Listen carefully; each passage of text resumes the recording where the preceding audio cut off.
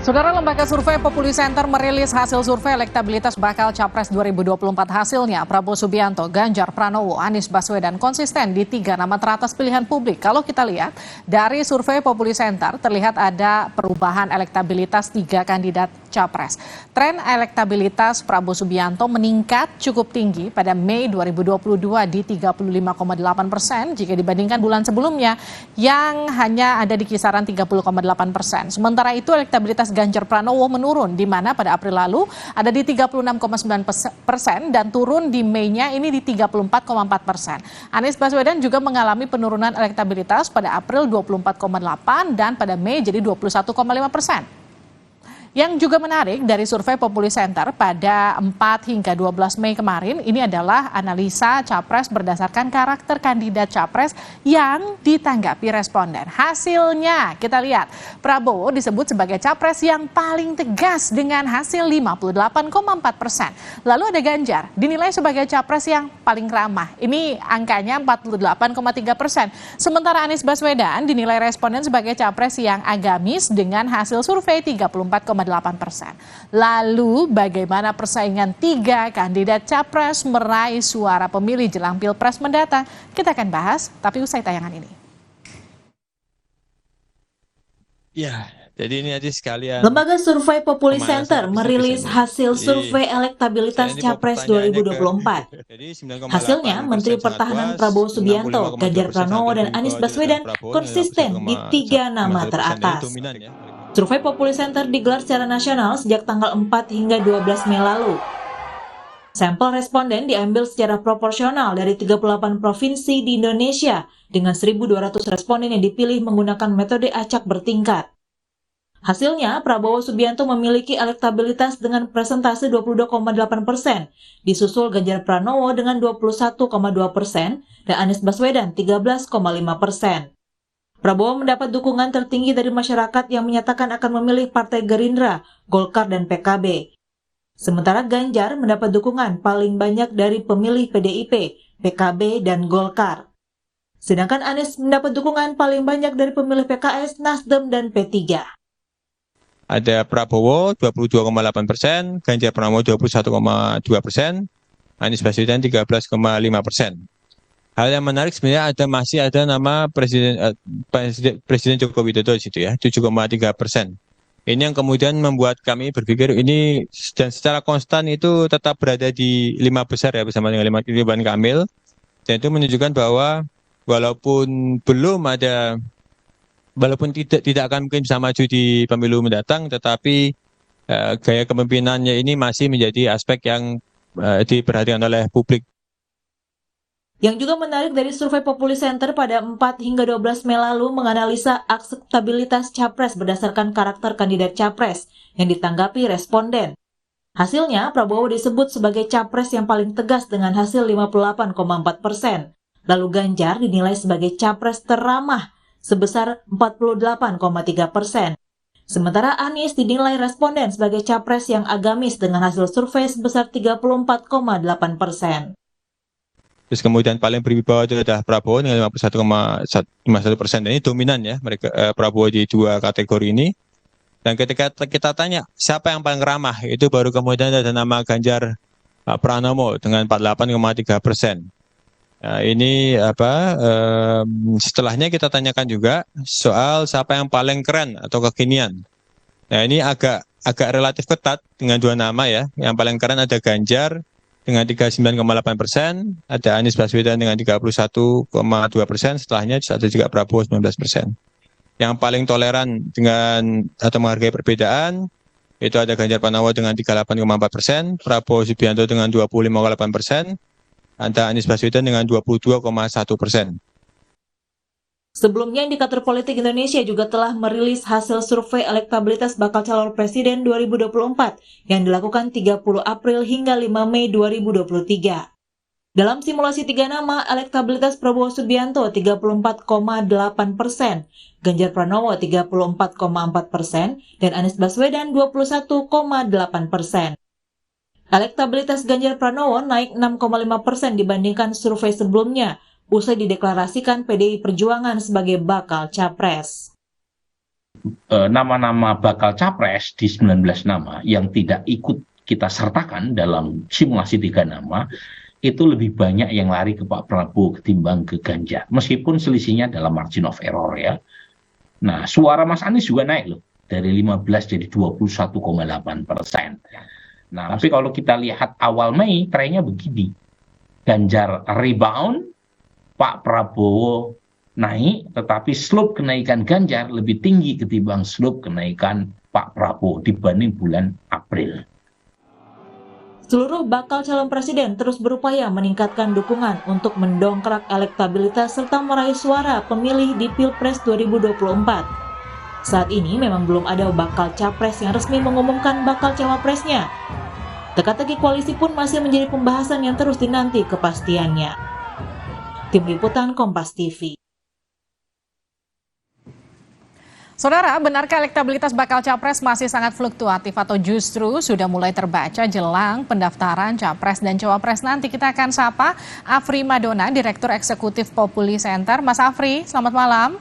Ya, selamat malam, Mbak. Kita juga akan sapa Burhanuddin Muhtadi, Direktur Eksekutif Indikator Politik Indonesia. Mas Burhan, sehat ya? Sehat, Livi. Oke, saya ke Mas Afri dulu. Mas Afri, elektabilitas Prabowo terus naik, indikatornya apa aja? Ya, jadi kalau kita perhatikan di survei kita tadi, gitu ya, itu dari dari paling tidak ya awal tahun ini. Jadi tahun ini kita mulai melakukan survei di Februari, gitu ya, yang kemudian kita rilis di Maret. Itu tren Ganjar mulai Prabowo mengalami kenaikan memang, ya. Dan kenaikan ini memang cukup konsisten ya. Dari waktu ke waktu begitu, meskipun sedikit ada flat gitu ya, tetapi secara signifikan naik ya dari April ke Mei itu kira-kira naik sekitar 5% ya dan itu di luar margin of error. Jadi kenaikan yang sangat signifikan gitu ya. Nah, partly ini mungkin bisa disebabkan oleh itu tadi ya, banyak orang menduga bahwa Prabowo juga bagian dari orang-orang favorit ya Presiden Jokowi, karena kalau kita perhatikan gitu ya, kenaikan ini tidak terlepas dari juga kepuasan yang tinggi terhadap Presiden Jokowi gitu ya, kemudian endorsement Presiden Jokowi yang relatif tinggi gitu ya, dan dalam banyak hal ini mempengaruhi barangkali pandangan orang terhadap Prabowo. Jadi kalau kita coba ya cross tabulasikan misalnya dengan mereka yang memilih Presiden Jokowi di 2019 gitu, itu paling tidak ya sekitar 30% pemilih Jokowi di 2019 itu sudah memilih Prabowo. Mendukung. Oke, itu yang kemudian jadi pertanyaan saya. Artinya apa yang kemudian diduga-duga selama ini endorsement dukungan dari Joko Widodo itu mengarah ke Ganjar Pranowo itu sudah terbukti dari hasil survei dari Populi? Iya, jadi kalau kita perhatikan dukungan ya dari pemilih Jokowi terhadap Prabowo itu mengalami kenaikan gitu ya, dari survei-survei sebelumnya gitu ya, mungkin mereka yang memilih Jokowi di 2019 itu belasan persen gitu ya, belasan persen, kemudian naik 20% dan kemudian naik hampir 30% ya, 30% di survei kita yang terbaru kalau kita cross tabulasikan gitu. Di Ganjar itu stabil 40% sekian. Ini yang mau saya tanyakan ke Mas Burhan, kenapa Jokowi efek justru lebih menguntungkan bagi Prabowo bukannya Ganjar? Begini, karena Pak Prabowo selama ini sudah cukup lumayan menarik kembali basis pemilihnya yang sempat lari ke Anies. Jadi game changer buat Pak Prabowo adalah jika Pak Prabowo berhasil memecah suara pendukung Pak Jokowi. Dan itu relatif berhasil dalam beberapa bulan terakhir. Jadi temuan survei Populi, kemudian Bank Kompas, itu juga kurang lebih sama polanya dengan survei indikator, di mana Pak Prabowo mulai menyalip Ganjar Pranowo. Sebabnya karena sebagian pemilih Pak Jokowi itu sudah mulai melirik Pak Prabowo. Jadi temuan survei bulan April, kemudian awal Mei yang kami lakukan, kurang lebih sekitar 1/4, 24,7% pemilih Pak Jokowi 2019 yang memulai memilih Pak Prabowo. Dan itu ada kenaikan cukup lumayan dari 13% di bulan Februari. Kenapa bisa begitu? Kenapa kemudian para pemilih Jokowi tidak kemudian tegak lurus straight ke Ganjar ketika kemudian PDIP deklarasi Ganjar Pranowo? Kenapa justru terpecah ke Prabowo? Nah, masalahnya itu di peristiwa gagalnya Piala Dunia U20.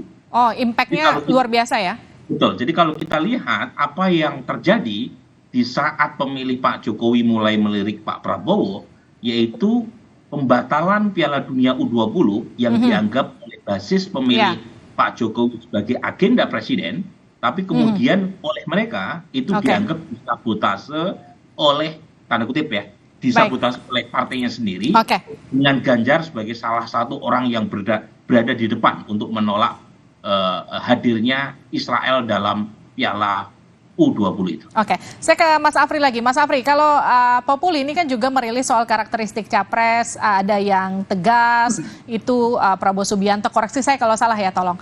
Tegas itu Prabowo Subianto, berwibawa itu Ganjar Pranowo, dan juga agamis itu Anies Baswedan. Itu unggulan untuk karakteristik masing-masing ya, betul ya Mas Afri ya? Ini punya pengaruh signifikan nggak sih untuk elektabilitas mereka?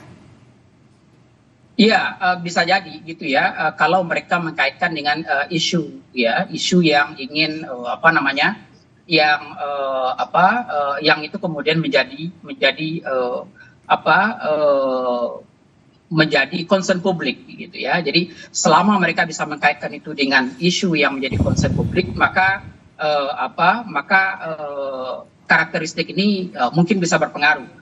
Misalnya gitu ya, ketika misalnya mereka mengkaitkan bahwa persoalan kita sekarang adalah persoalan misalnya lemahnya kepemimpinan misalnya gitu ya, atau kemudian karena kita misalnya lemah dalam menangani misalnya isu penyandaran di Papua misalnya, kita juga kaitkan dengan itu misalnya dan sebagainya gitu. Karena itu kemudian apa yang perlu dilakukan? Ketegasan mungkin sangat diperlukan gitu.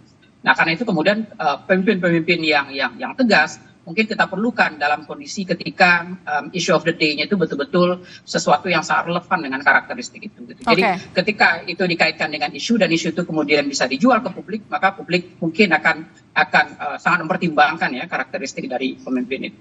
Ini seberapa kemudian berpengaruh kalau kita lihat untuk tren elektabilitas yang ke depannya? Sebenarnya kita mungkin belum bisa mengukur pengaruh gitu ya, kecuali kita bertanya dulu ke publik apa sih concern utama publik. Nah selama ini concern utama publik lebih banyak ke persoalan ekonomi memang, ya persoalan ketimpangan ekonomi, ya harga sembako yang terkadang mahal dan lain sebagainya gitu. Nah memang karakteristik kepemimpinan yang seperti ini belum terlihat gitu ya, karena relevansinya dengan isu-isu ekonomi masih belum terlalu terlihat gitu. Mungkin kita menemukan ada capres misalnya Anies Baswedan yang lulusan ekonomi ya dan public policy, tapi dia tidak terlalu menjual kemampuan itu gitu. Makanya mungkin kemudian itu belum terlalu relevan. Tapi kalau dia bisa mengkapitalisasi itu dengan baik dan kemudian mengkaitkan dengan solusi-solusi ekonomi yang barangkali mungkin sangat dibutuhkan publik, ya mungkin itu bisa berpengaruh gitu ya. Tapi ini mengasumsikan itu tadi ya, tim ekonomi ya ceteris paribus lah, tim ekonomi sesama kuat itu pikiran. Mas Burhan, Anda melihat elektabilitas trennya ini masih akan sangat fluktuatif ke depan atau ini sudah mulai stabil? Sangat tergantung oleh satu hal, yaitu tingkat kepuasan terhadap Presiden Jokowi. Jadi ternyata elektabilitas capres terutama di top 3 itu tidak hanya tergantung oleh personality maupun tim ses mereka, tapi sudah ditentukan oleh variabel eksternal, yaitu seberapa puas warga terhadap kinerja presiden. Kalau kinerja Presiden Jokowi selama 9 bulan ke depan sampai bulan Februari 2024 itu tetap stabil di atas 70%, bahkan mencapai lebih dari 80%, itu kabar buruk buat Anies Baswedan, kabar baik buat Ganjar dan Prabowo Subianto. Tetapi kalau misalnya approval rating Pak Jokowi merosot, bahkan sampai di bawah 50%, saya menduga Anies Baswedan kembali menyodok ke depan. Nah, ini jadi indikator utamanya hanya soal tingkat kepuasan terhadap kinerja presiden? Salah satu saya sebut ya. Jadi salah satu faktornya adalah approval rating. Jadi waktu Anies Baswedan di bulan November 2022 itu menyalip Pak Prabowo dan mendekati Ganjar di peringkat pertama, saat itu ketika approval rating Pak Jokowi drop 6 poin. Jadi dan sepertinya pemerintah sangat sadar itu. Makanya mereka all out, termasuk Pak Jokowi all out untuk memastikan approval ratingnya tinggi sehingga akan menekan elektabilitas Anies. Cuma kita tidak tahu persis ya 9 bulan ke depan ada atau tidak peristiwa yang memungkinkan approval rating drop. Kalau tadi dari karakter yang dirilis oleh Populi, ini seberapa signifikan kalau dari kacamata Anda, Mas Burhan? Kita pernah punya survei, ini namanya personal quality ya, istilahnya Mark and Schenk, itu 2021. Yes, Mas Burhan? Mas Burhan? Sedikit sekali yang kampanye dengan berdasarkan program. Halo? Yes, dilanjut Mas, tadi terputus. Ya, oke.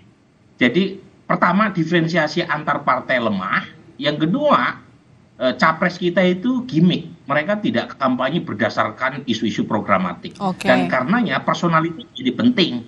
Nah pertanyaannya, dari sekian banyak personal quality, mana yang skornya tinggi? Jadi kan ada banyak tuh personality, misalnya agamis, pintar, kemudian dekat sama rakyat, kemudian tegas, berwibawa. Pertanyaannya yang dianggap paling penting oleh publik apa?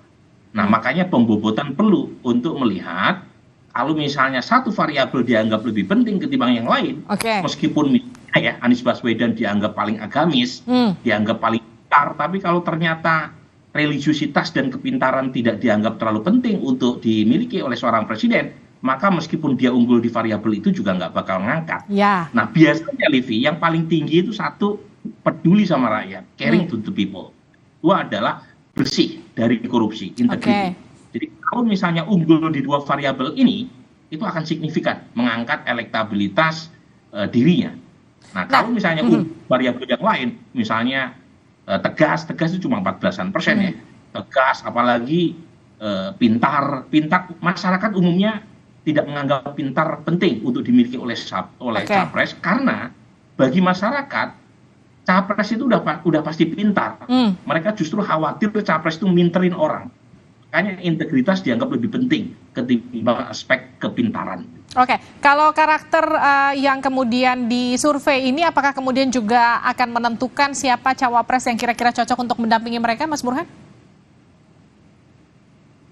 Betul. Jadi secara umum ya, Livi ya, kalau kita lihat 3 nama ini kan pemain watak semua ya, top 3 ini ya. Pemain watak dalam pengertian kalau istilahnya Herbert Reed ya, solidarity maker. Mereka bukan technocratic people ya. Anies, Ganjar, Pak Prabowo itu kan pintar berada di depan panggung. Nah, perlu cawapres yang mungkin hands on, yang get things all done gitu ya. Nah pada titik itu perlu cawapres yang menurut saya bisa menerjunkan atau menerjemahkan visi misi capresnya tadi menjadi yang real. Kalau istilahnya ya kayak Dwi Tunggal Soekarno-Hatta. Jadi ada Soekarno yang pintar pidato di atas podium, ada Hatta yang mampu menerjemahkan dalam pikiran-pikiran yang lebih teknokratik dan detail. Nah menurut saya cawapres-cawapres yang mendampingi 3 nama ini seharusnya cawapres yang bisa menerjemahkan visi besar capresnya itu dalam tataran program yang detail. Mas Afri, kalau dari karakter-karakter tersebut, sosok-sosok cawapres seperti apa yang kira-kira pas mendampingi Prabowo, Ganjar, dan Anies? Ya, kalau kita lihat dari survei kita gitu ya, itu yang top 3 itu kan ada Ridwan Kamil, ada Sandiaga Uno, dan kemudian ada Erick Thohir. Jadi relevan dengan yang disampaikan Mas Burhan tadi, gitu. Itu adalah orang-orang yang di mata publik dilihat lebih sisi profesionalnya mungkin lebih besar ya dibandingkan sisi politisnya. Dikira seperti itu gitu. Dan ini yang kemudian publik juga menilai seperti itu ya, barangkali bahwa wakil presiden terbaik adalah mereka yang memang bisa bekerja begitu ya, bisa melakukan hal-hal yang yang barangkali gitu ya disampaikan oleh capres yang di depan publik dan kemudian mereka yang mengeksekusi gitu. Jadi publik lebih menginginkan pemimpin dengan karakteristik yang sisi profesionalnya lebih besar dibandingkan sisi politisnya. Seberapa besar pengaruh ketika satu paslon sudah menentukan siapa cawapresnya, kemudian elektabilitasnya akan goyang, entah naik entah turun? Yang jelas itu juga sangat ditentukan oleh siapa cawapresnya dan kemudian siapa cawapres lawan.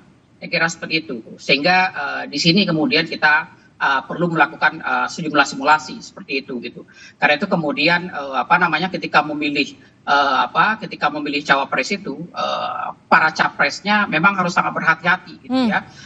Dalam mengkalkulasi juga siapa kira-kira yang akan dicalonkan sebagai pendamping oleh pihak lawan gitu ya, sehingga itu akan membangun kalkulasi.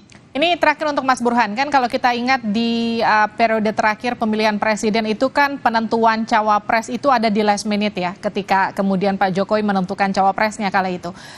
Seberapa penting kalau dilihat dari sekarang cepat atau lambatnya penentuan cawapres untuk menggoyang elektabilitas? Ya, kalau 2024 yang akan datang ini kan lebih dinamis ya. Ya. Jadi saling salib elektabilitasnya bukan hanya di tingkat capres, tapi juga di tingkat cawapres. Di kedua level ini, baik elektabilitas capres maupun cawapres, itu tidak ada yang dominan, Livi. Nah, karena tidak ada yang dominan, terutama di pilihan capres, karena meskipun Pak Prabowo unggul sekalipun, tetapi jauh sekali dari 50% plus 1 untuk bisa membungkus kemenangan dalam satu putaran, maka ketiga capres teratas pasti akan menimbang cawapres yang mereka akan pilih dengan bobot atau skor elektabilitas yang dianggap lebih penting ketimbang variabel yang lain. Kan ada banyak ya variabel yang mereka pakai untuk bisa menentukan cawapres mana yang mereka akan pilih. Bisa karena elektabilitas, bisa karena akseptabilitas di mata elit, bisa karena faktor logistik dan seterusnya. Nah, karena sangat krusial ini, kemungkinan capres maupun partai politik pendukung capres akan menghitung hingga ujung.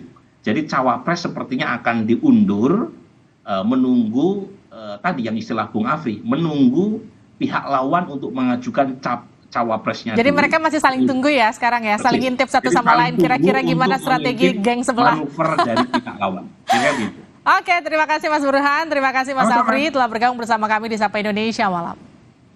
Saudara, usai jeda di Sapa Indonesia Malam, Menkumham Yasona Lauli memastikan tidak ada perlakuan khusus pada Mario Dandi pasca tersangka kasus penganiayaan itu dipindah ke Lapas Salemba. Lebih lengkap usai jeda.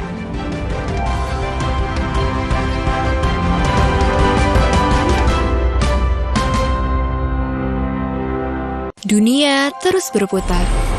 Begitu banyak hal yang berakhir, namun banyak juga yang kembali dalam bentuk baru, memberi harapan baru. Seperti botol plastikmu yang dapat menjadi barang baru lagi melalui gerakan ekonomi sirkular